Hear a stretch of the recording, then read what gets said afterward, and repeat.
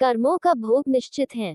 एक सिद्ध आचार्य अपने शिष्यों के साथ तीर्थ यात्रा पर निकले। कुछ देर चलने के बाद वे थकान निकालने बीच घने जंगल में ही रुक गए। इतने में आचार्य को कुछ आवाजें सुनाई दी। ध्यान से सुनने पर आचार्य को समझ आया कि यह कुछ लोगों के रोने की आवाज है। उन्होंने शिष्यों को बोला, बालकों, सुनो, ये आवाजें कहाँ से आ रही हैं? तब शिष्य एक दूसरे का मुंह देखने लगे क्योंकि उन्हें कोई आवाज सुनाई नहीं दे रही थी। फिर भी गुरु के आदेशानुसार उन्होंने थोड़ी दूरी पर आकार देखा।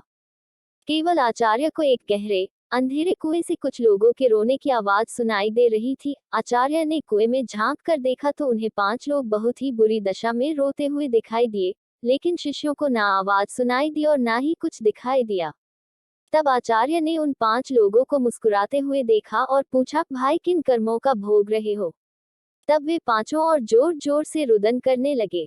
तब आचार्य ने शिष्यों को बताया, यहाँ 5 प्रेत आत्माएं हैं। यह सुनकर शिष्य डर गए। तब आचार्य बोले, बालकों, डरो नहीं, तुम सभी इनसे ज्यादा शक्तिमान हो क्योंकि तुम सब कर्मों से महान हो और ये सभी आज अपनी पिछली करनी का भोग रहे हैं। आज के समय में इनसे दुर्बल कोई नहीं है। तब शिष्य ने पूछा, इन्होंने ऐसा क्या किया है? तब पहली आत्मा ने उत्तर दिया कि वह पिछले जन्म में ब्राह्मण था, भिक्षा मांगता था, लेकिन उस भिक्षा को भोग विलास में खर्च करता था। दूसरे ने उत्तर दिया, वह क्षत्रिय था और अपनी शक्ति का दुरुपयोग निर्बल असहाय गरीबों पर करता था।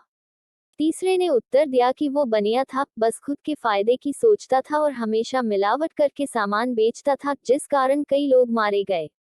चौथे ने उत्तर दिया, वह क्षुद्र था, बहुत आलसी और जिम्मेदारी से भागता था, अपने माता पिता को पिटता था और दिन रात नशा करता था।